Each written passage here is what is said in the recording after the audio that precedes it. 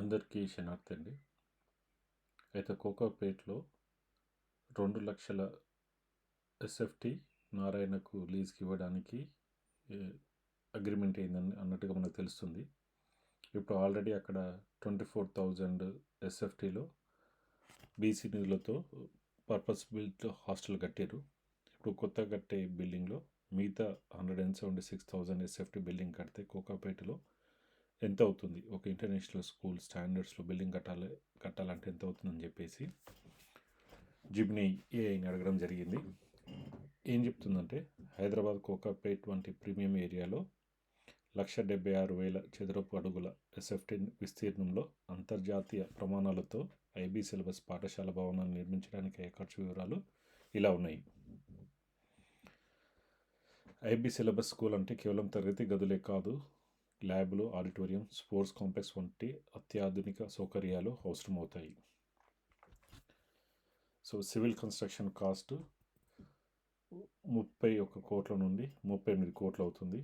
Finishing ఇంటీరియర్స్కి 21 కోటి నుండి 31 కోట్ల వరకు అవుతుంది. Electrical and plumbing and fire సేఫ్టీకి 7 కోట్ల నుండి 10 కోట్ల వరకు అవుతుంది. మొత్తం ఎస్టిమేటెడ్ కాస్ట్ వచ్చేసి 60 కోట్ల నుండి 81 కోట్లు అవుతుంది. దీనిని మనం మీడియంగా 75 కోట్లు అవుతుందని మీడియం ఫిగర్ తీసుకుందాము. అయితే ఈ 75 కోట్లకు 10% ఇంట్రెస్ట్ రేట్ పర్ ఇయర్ కింద, ఎందుకంటే 2,00,000 ఎస్ఎఫ్టీ కాబట్టి వాళ్ళు ఇచ్చేది 40 రూపాయలు కాబట్టి 80 లక్షలు సంఘానికి వస్తే ఆ 80 లక్షలు కూడా మనం మంత్లీ మార్కేజ్ రిపేమెంట్ కడితే ఎంత వస్తుందని ఏఐని అడిగాము. అది ఏమి ఇచ్చిందంటే మొత్తం లోన్ అమౌంట్ వచ్చేసి 75 crores, 10% సంవత్సరానికి, నెలవారీ వాయిదా 80 lakhs, మొత్తం నెలలు సుమారు 183 నెలలు, అంటే 15 సంవత్సరాలు 3 నెలలు పడుతుంది ఈ అప్పు తీరడానికి. మీరు చెల్లించే 80 లక్షలలో మొదటి నెలలో సుమారు 62.5 లక్షలు కేవలం వడ్డీకే సరిపోతుంది. మిగిలిన 17 లక్షలు మాత్రమే అసలు ప్రిన్సిపల్ నుండి తగ్గుతుంది. మొత్తం చెల్లింపు 15 నెలలో 3 నెలల కాలంలో మీరు మొత్తం సుమారు 146.5 కోట్లు తిరిగి చెల్లిస్తారు. మొత్తం వడ్డీ దీనికి ఇంట్రెస్ట్ 10 సంవత్సరాలకు కానీ 75 కోట్లకు 71 కోట్లు అవుతుంది. అంటే మీరు తీసుకున్న అసలు మొత్తానికి ఇంచుమించు సమానమైన మొత్తాన్ని వడ్డీగా చెల్లించాల్సి ఉంటుంది. ఒకవేళ మీరు నెలవారీ వాయిదాను ఏమీ పెంచితే కాలపరిధి మరియు వడ్డీ భారం గణనీయంగా తగ్గుతుంది. ఇప్పటి వరకు వాళ్ళు కుర్మ సంఘం వాళ్ళు ఎగ్గమల్లేశము కన్సిస్టెంట్గా చెప్తుంది ఏంటిదంటే 2,00,000 ఎస్ఎఫ్టీ నారాయణకు కట్టిస్తామని చెప్పేసి అగ్రిమెంట్ చేసుకున్నామని చెప్తున్నారు.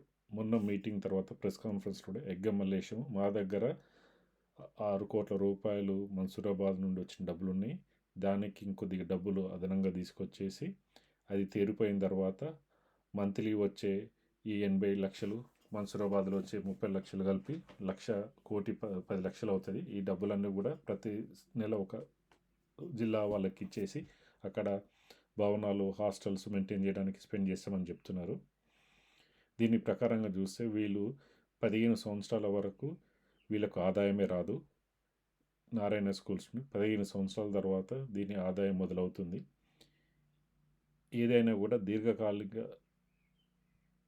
రెంట్ ఇస్తే తిరిగి దీన్ని స్వాధీనపరచుకోవడం అనేది చాలా కష్టతరమైన పని, లీగల్గా చాలా ఇంపాసిబుల్. మనము కాంట్రాక్టు ఎంత గట్టిగా రాసుకున్నామన్న దానిపైన మనం ఈ బిల్డింగ్ని తిరిగి పొందడానికి అంత అవకాశం ఉంటుంది. వీళ్ళు నారాయణ దగ్గర నుంచి ఒక్క పైసా ఆశించకుండా, ఒక్క పైసా వీళ్ళ జోబులోకి రాకుండా, ఇది వాళ్ళకు కుర్మల సంక్షేమం కోసం ఇది చేస్తున్నారంటే చిన్న పిల్లలు కూడా నమ్మే పరిస్థితి లేదు. ఇందులో వాళ్ళకు ఖచ్చితంగా స్వలాభం ఉంది. ఎంత లాభం ఉంది అనేది మనము ఈ భూమి యొక్క వాల్యూ వాళ్ళ మాటలోనే, ఇది 1,000 కోట్ల రూపాయల భూమి వాల్యూని, 1,000 కోట్ల భూమి వాల్యూని వాళ్ళకు దారదత్తం చేయడానికి 100 కోట్లు వీళ్ళకు ముడుపుల రూపంలో వస్తున్నాయి. కాబట్టి వీళ్ళు ప్రపంచ మేధావి కంచె ఐలయ్య వద్దని చెప్పినా, పాషం యాదగిరి వద్దని చెప్పినా కూడా వీళ్ళు మొండి వైఖరితో ముందుకెళ్తున్నారు. ఇందులో కంచె ఐలయ్య గారు కుర్మ సంఘం విషయాలలో ఎప్పుడూ జోక్యం చేసుకోలేదు. కోకాపేట భవన ఓపెనింగ్‌కి సీఎం రేవంత్ రెడ్డి ముందే మన ఎగ్గ మల్లేశము దీనిని ఇంజనీరింగ్ కాలేజ్ చేస్తా అని చెప్తే నేను బీలైలే దగ్గరికెళ్ళి ఇది ఇంజనీరింగ్ కాలేజ్ చేస్తే మనకు ఉపయోగం ఉండదు. కౌన్సిలింగ్ ద్వారా కుర్మ వాళ్ళకి సీట్లు ఇవ్వడం కుదరదు. అందరూ వచ్చి సీట్లు తీసుకుంటారు. దానివల్ల ఇంత పెద్ద అసెట్ కమ్యూనిటీకి కాకుండా పోతది. వద్దు, ఇది హాస్టల్‌గా ఉంచి హాస్టల్ ఓపెన్ చేస్తేనే ఊర్లో నుండి వచ్చిన పిల్లలు చదువుకోవడానికి ఉపయోగపడుతది. అప్పుడు మన కమ్యూనిటీ డెవలప్ అయితదని చెప్తే, ఆయన పక్కనే ఉండే పొన్నం ప్రభాకర్ బీసీ మినిస్టర్ దగ్గరికి నన్ను తీసుకొని వెళ్ళి, పొన్నం ప్రభాకర్‌కి ఇదే విషయం చెప్పారు. "అన్న, వాడు ఇంజనీరింగ్ కాలేజ్ పెడదాం అంటున్నాడు. కానీ హాస్టల్ ఉంటేనే మాకు ఉపయోగపడుతది. ఇంజనీరింగ్ కాలేజ్ తోటి ఉపయోగం లేదని" చెప్తే, "కంచైలే సార్ తోటి చిన్న నోట్ రాయించు, సీఎంకి పంపించు. ఇది ఆగిపోతది. ఆయన అనుకున్నంత మాత్రాన అయితదా" అని చెప్పేసి పొన్నం ప్రభాకర్ అంటే, నేను కొద్దిమంది కలిసి కంచైలే సార్ దగ్గరికి వెళ్ళేసి, ఇలా ఇంజనీరింగ్ కాలేజీ ఇవ్వడం వల్ల కమ్యూనిటీకి ఉపయోగం లేదని చెప్తే, ఆయన కూడా అవును కరెక్టే, ఇది ఏ పర్పస్లో అయితే గవర్నమెంట్ ఇచ్చిందో ఆ పర్పస్కే యూజ్ చేయాలి. ఇది కల్చరల్, తర్వాత డెవలప్మెంట్కి, హాస్టల్స్కి, ఐఏఎస్ ఐపీఎస్ కోచింగ్ సెంటర్స్ వాటికి ఉపయోగించాలి. కానీ ఇలా బిజినెస్ వాళ్ళకి లీజుకి ఇచ్చేస్తే ఇదంతా కూడా సొసైటీకి ఉపయోగపడదని చెప్పేసి ఆయనకు అప్పటికప్పుడు పొన్నం ప్రభాకర్కి, ముఖ్యమంత్రికి లేఖలు రాశారు. ఇది ఇక్కడ జరిగిన విషయం. నిన్న ఇవాళ వచ్చిన జాల్ ఇంటర్వ్యూలో క్యామమల్లేశం గారు ఇంకో మాట కూడా చెప్పారు. 6 లక్షల కుర్మలు ఉన్నారు అని చెప్తే, కంచైలయ్య గారు దానికి ఈయన వైస్ చైర్మన్గా ఉన్న కులగణలో ఉండి కూడా ఎంతమంది జనాభా అనేది చెప్పలేదని ఆయన అభియోగిస్తున్నారు. ఈ 6 లక్షలు మాత్రమే ఉన్నారని ఎవరు చెప్పారు? గాంధీ భవన్లో ప్రెస్ మీట్ పెట్టి బీర్ల ఐలయ్య మరికొద్ది మంది కుర్మా యాదవ నేతలతో కలిసి ఒక యాదవ స్పోక్స్ పర్సన్ పక్కన చిట్టిలో ఈ నెంబర్లు రాసిస్తే, ఈ నెంబర్లను అయినా కనీసం ఆలోచించకుండా కుర్మలు 6 లక్షలు ఉన్నారు, యాదవులు 19 లక్షలు ఉన్నారు, ఈ మంత్రివర్గంలో యాదవులకు చోటు లేదు, ఈ కుర్మ యాదవ్ నుంచి నేను ఏకైక ఎమ్మెల్యేని గెలిచాను కాబట్టి నాకు మంత్రి పదవి ఇవ్వాలని చెప్పేసి అక్కడ యాదవులను మెప్పు కోసము కుర్మ వాళ్ళని తక్కువ చేస్తూ, తక్కువ నెంబర్లు చెప్తూ ఆయన అలా ప్రెస్ కాన్ఫరెన్స్లో చెప్పడం జరిగింది. ఈ విషయము నేను స్వయంగా కంచైలయ్య గారికి చెప్తే, కంచైలయ్య గారు బీర్ల ఐలయ్యకి ఫోన్ చేసి, "నువ్వు ఎలా చెప్తావు ఈ నెంబర్సు? ఇప్పుడు కాంగ్రెస్ పార్టీ కులగణన చేపట్టింది. నేను దానికి వైస్ చైర్మన్గా ఉన్నాను. ఈ లెక్కలు మా దగ్గరే ఉన్నాయి. కనీసం ముఖ్యమంత్రి దగ్గర కూడా ఈ ఎంతమంది ఉన్న ఈ జనాభా లెక్కలు అనేది ఇంకా సబ్మిట్ చేయలేదు. మేము రిపోర్ట్ చేసి క్యాబినెట్కి సబ్మిట్ చేసినప్పుడు మాత్రమే సీఎంకి, క్యాబినెట్కి తెలుస్తుంది. అప్పటి వరకు ఎవరికి తెలియదు.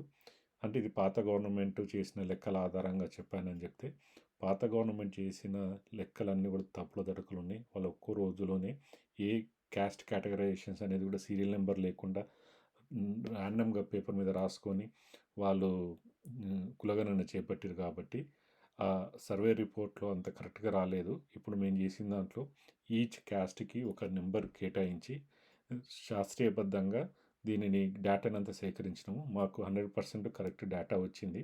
నువ్వు చెప్పిన నెంబరు చాలా తప్పు.